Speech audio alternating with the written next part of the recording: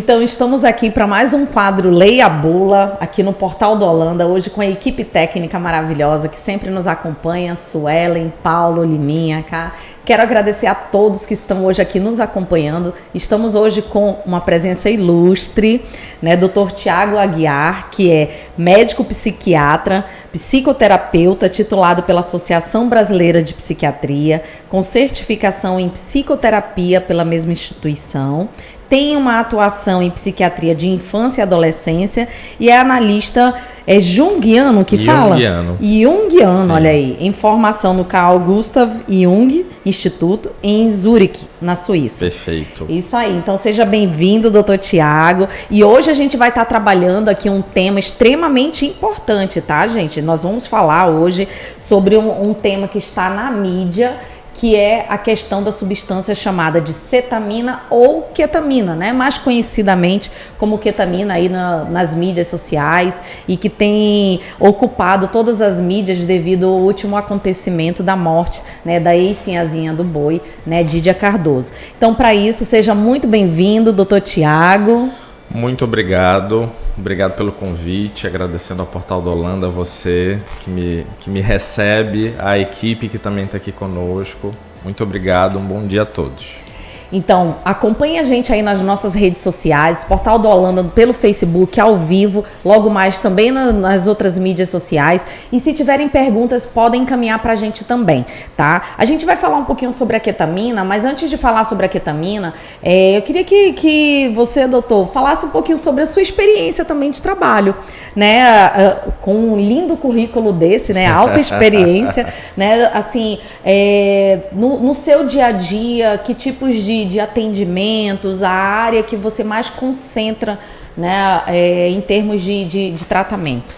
Não, na verdade esse currículo todo é só para dizer que a gente ama o que faz, que a gente gosta muito de cuidar das pessoas e que a busca pelo estudo, pela atualização serve para isso. Então eu atendi adultos e atendo adultos há muitos anos. E mais recentemente, alguns anos atrás, eu comecei na área de infância e adolescência. Mas a questão da substância psicoativa, como a gente chama, da droga, da dependência química, ela permeia muito o atendimento dos adultos, né? Então, ao longo desses 15 anos de formado, a gente contribui, ajuda, compreende, não é? Tenta dar esse suporte. Não só o paciente, mas a família que sofre. Porque o paciente psiquiátrico, o paciente com algum transtorno mental, ele nunca sofre sozinho. A família sempre participa, suporta amigos, não é? Então é um trabalho que se realiza a várias mãos com muitas pessoas. E é muito importante, né, essa palavra do Dr. Tiago, principalmente para a gente fazer uma correlação sobre o uso indiscriminado de algumas substâncias, né, como ele mesmo falou, podendo causar dependência, levando ao uso, né, como droga de abuso, e isso acaba influenciando mesmo o seu meio familiar. Porque isso influencia no seu dia a dia, na sua rotina, e a família acaba participando mesmo. Para isso, eu ia perguntar para o senhor, doutor, o que realmente é a ketamina, quais as indicações clínicas dela? Certo. Então, eu acho que é importante a gente começar falando a respeito de que muitas substâncias elas acabam se tornando drogas de abuso ou de uso recreacional por vários motivos. Indiscriminadamente as pessoas conseguem essas substâncias, esses remédios de várias formas. Então, desde analgésicos, por exemplo, a gente vê isso acontecer, não é? Benzodiazepínicos, remédios muito conhecidos como Rivotril, tarja preta, não é? O Zolpidem acabou de ser mudado, né? A receita para cheque azul agora, por conta desse boom no uso, principalmente nos últimos anos que nós tivemos a pandemia. Então, a ketamina ou cetamina é um anestésico que está no mercado há 60 anos. É compreendido como um super seguro. É uma droga sedativa, ou seja, é utilizado em diversos procedimentos, pequenos, até com uma própria endoscopia, porque ele é seguro de fato, né? Ele traz uma sensação incrível de bem-estar, mexe no humor, né? Positivamente tem um efeito sobre o humor. Ele foi desenvolvido nos Estados Unidos nesse período e também tem uma ação anticonvulsivante. Então a ketamina, ela utilizada em larga escala pela anestesia, e há pouco tempo tem novas indicações na psiquiatria como um remédio que cuida de pacientes com depressões resistentes a tratamento.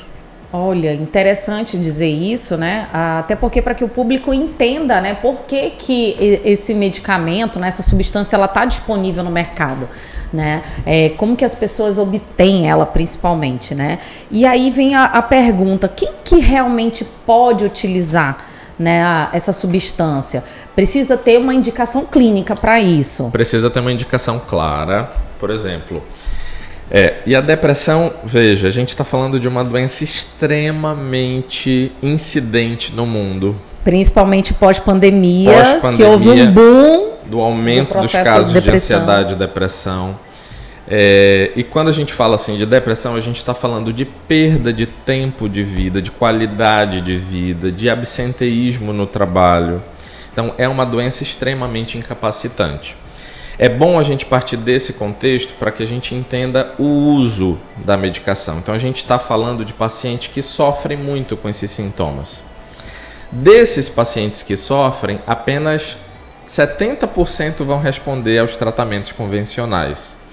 E 30% vão sofrer muito até que a gente encontre algum tratamento efetivo.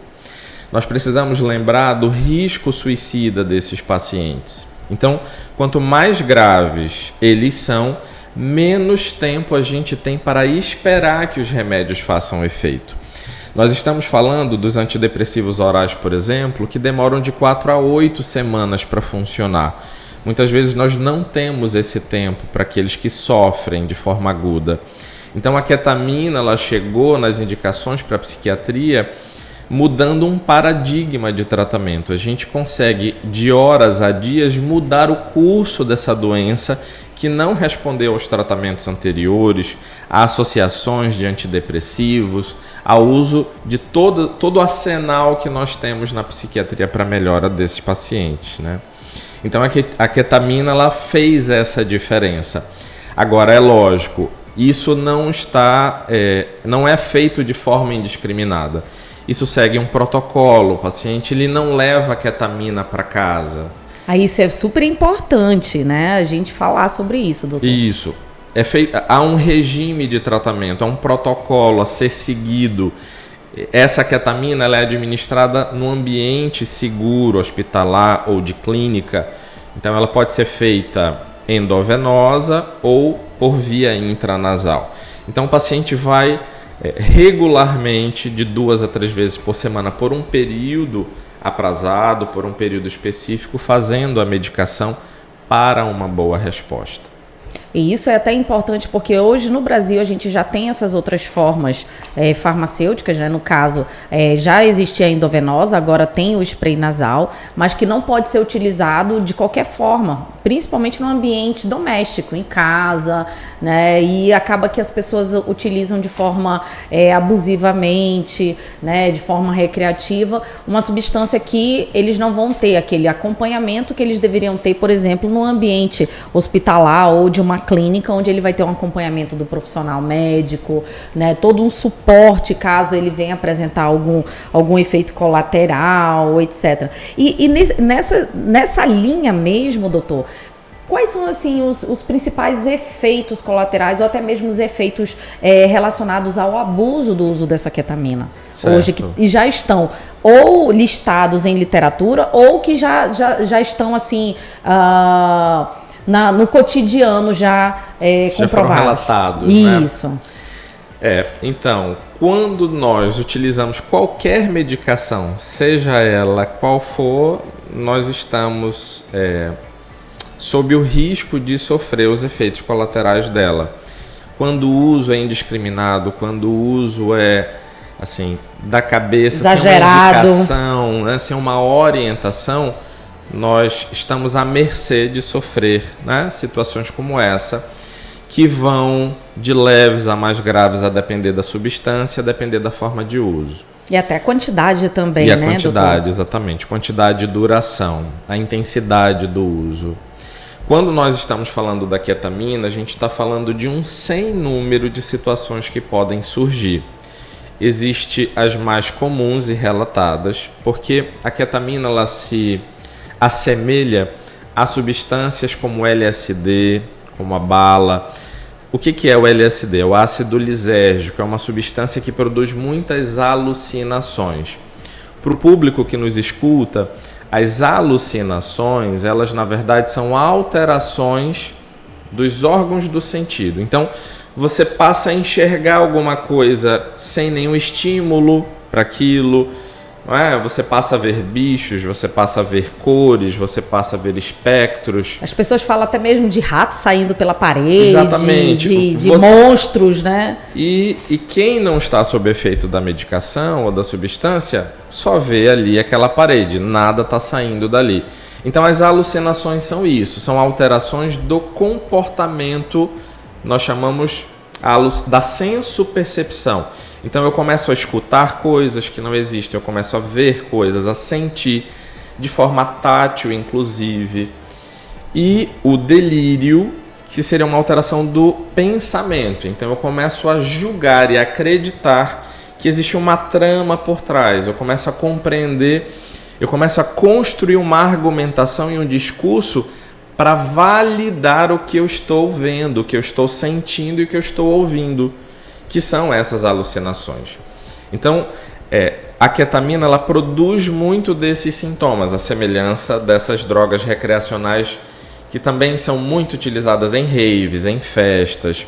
E as pessoas utilizam isso para ter aquele barato, para que dure mais tempo aquela relação, né, com o seu divertimento, com a bebida, com o álcool, e vão misturando as outras substâncias.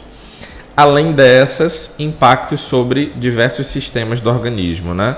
Desde o coração, sistema neurológico, sistema nervoso central, enfim. A gente ia longe aqui hoje de manhã falando sobre esses efeitos. E é importante destacar, né, que esses efeitos, eles são características principalmente, né, como o doutor Tiago mesmo falou, quando você, qualquer medicamento que você pega em casa ou foi prescrito, você vai começar um tratamento, sempre vem a bula. E ali na bula tem aqueles efeitos adversos que são esperados do medicamento. Né? Então, eles passaram por estudos clínicos e alguns dos pacientes que fizeram uso daquele medicamento podem desenvolver aqueles efeitos. Mas são efeitos controlados, vem numa quantidade muito pequena da população que pode desencadear. E é como o doutor mesmo falou, tem aqueles mais leves, os mais moderados e graves. Por isso a importância do controle adequado do uso da substância, só usar se for prescrito, em protocolo clínico, com acompanhamento médico, em clínica, hospital, não fazer o uso de qualquer forma, a automedicação e o uso, né, o abuso dessas substâncias como droga, só podem trazer malefícios para a sua saúde. E aí entra um pouquinho numa outra pergunta que eu ia fazer para o senhor, doutor, que é referente, por exemplo, a gente viu muito na mídia falando sobre esse caso da ex-sinhazinha, né?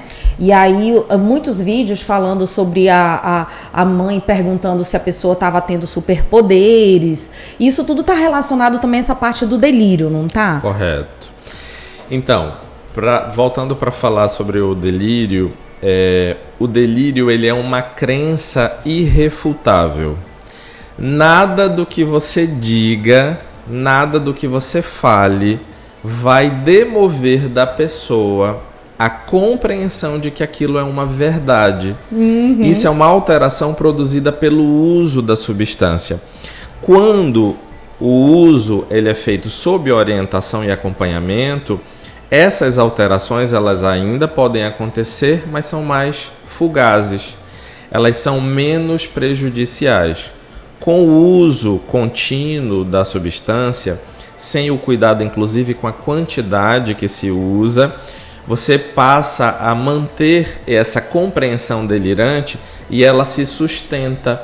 Talvez o que nós estamos vendo na mídia seja fruto exatamente da ação da substância. Da compreensão de uma seita, da compreensão de superpoderes, porque de fato há uma alteração profunda nos mecanismos que mantêm a nossa lucidez. e a nossa compreensão do que a gente chama da realidade objetiva, da nossa consciência. Ela vai ser alterada no uso das substâncias. Na verdade, todos que usam substâncias estão buscando, de alguma forma, a fuga da realidade, a saída da realidade, dos problemas.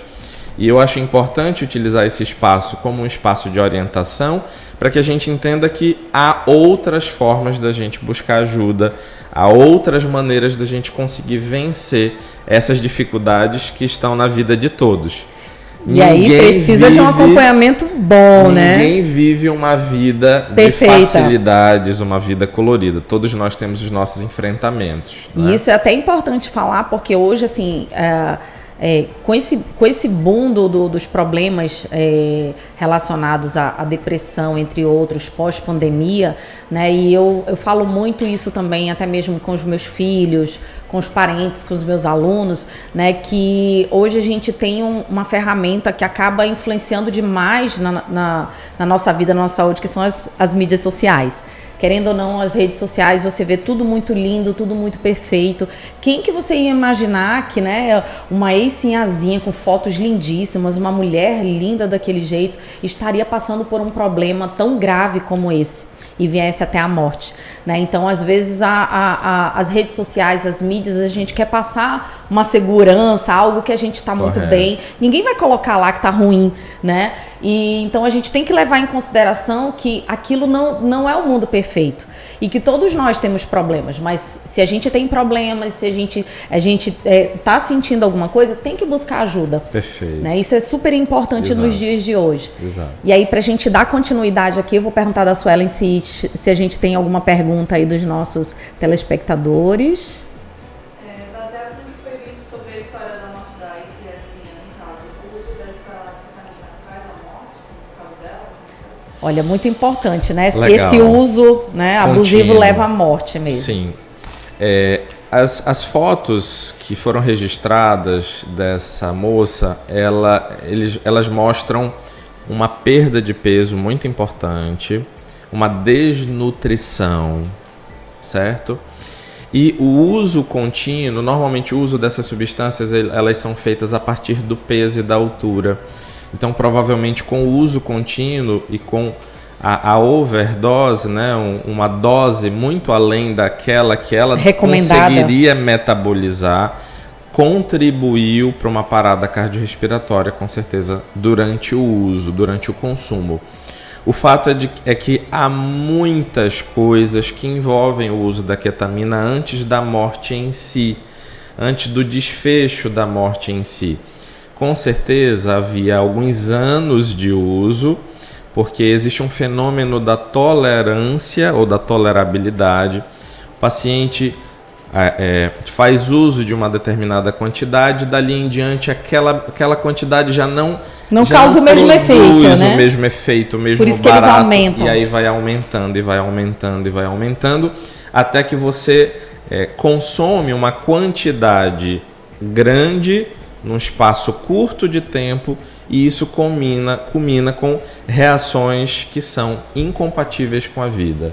Então, provavelmente, essa morte aconteceu devido a essa sobrecarga orgânica ao uso. Eu tenho uma pergunta que eu recebi aqui, doutor. É comum mesmo o uso dessa substância, desse medicamento, desse anestésico, por animais, né? É normal essa venda comum, né, nas clínicas veterinárias, né, nos pet shops?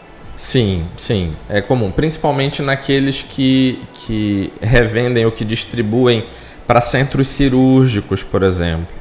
Ela é uma droga, ela é uma medicação que deve ser utilizada com esse fim.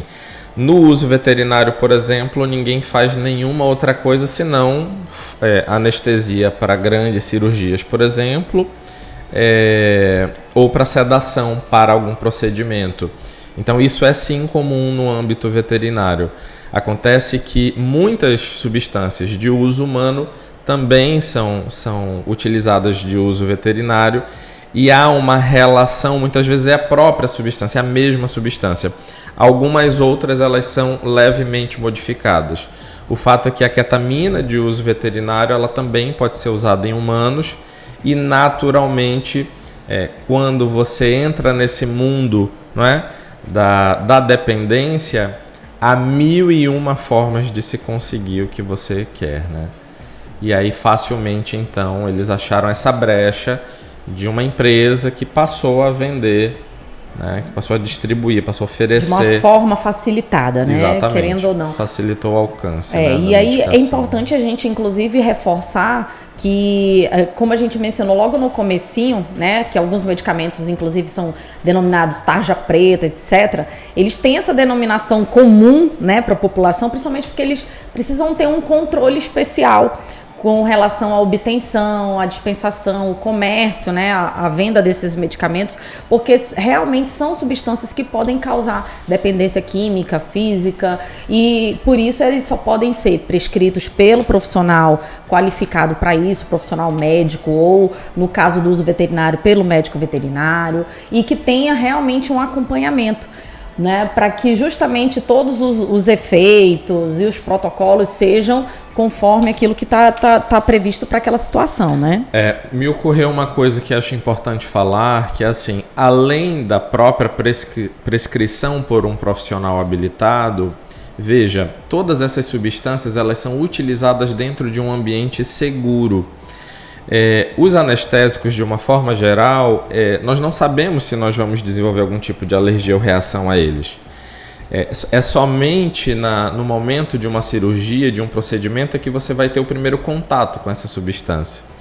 Então, o fato de nós utilizarmos essas substâncias dentro de um centro cirúrgico, dentro de uma clínica hospitalar, em que eu vou ter acesso a um carrinho de emergência, a medicações que podem reverter qualquer reação a essa substância, não é à toa.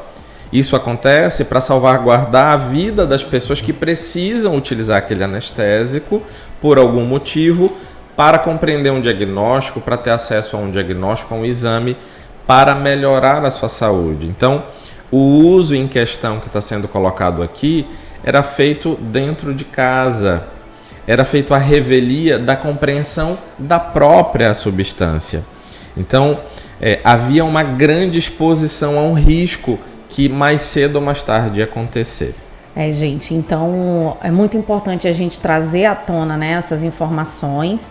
E aí eu quero aproveitar para agradecer o Dr. Tiago pela oportunidade de recebê-lo aqui para falar sobre essa substância, fazer esse alerta, né? E vou deixar o senhor fechar a nossa entrevista hoje com as principais recomendações. O que o senhor acha que é relevante a gente trazer para a nossa população em relação ao uso dessas substâncias?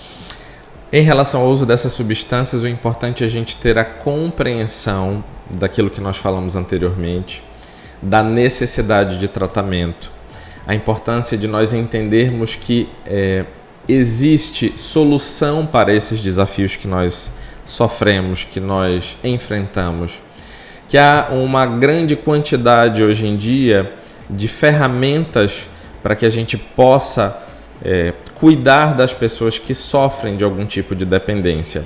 A dependência hoje ela é entendida como uma doença crônica, sim, como uma hipertensão, como um diabetes, que você precisa cuidar todos os dias. Todos os dias. Então você precisa ter atenção todos os dias quando você já viveu a experiência de uma dependência a uma determinada substância. Eu quero agradecer muito o espaço aqui. Eu gosto muito da ideia de nós podermos falar com o grande público, falar com as pessoas. Eu espero ter podido falar de uma forma simples que alcance, não é, a compreensão de todos. E eu gostaria de agradecer ao portal pela oportunidade. Muito obrigado. Muito obrigada. E nós é que agradecemos a sua participação. Agradecimentos especiais à nossa equipe técnica, né? Hoje aqui representada pela Suelen e o Paulo, né? Liminha cá também. E quero agradecer, né, você que está acompanhando o nosso quadro Leia a Bula. Participe. Próxima quarta-feira, às 11 horas da manhã, teremos uma nova entrevista. Acompanhe no portal, né? E siga também, né, as nossas páginas no Instagram, né? Nós temos Instagram, Facebook, site, WhatsApp. Então, acompanhe todos os canais das mídias sociais do Portal da Holanda. E segue também doutora Ednilza Guedes Farma no Instagram e Luana Kelly Lima Santana também. Então, até a próxima. Aguardamos vocês. Um abraço.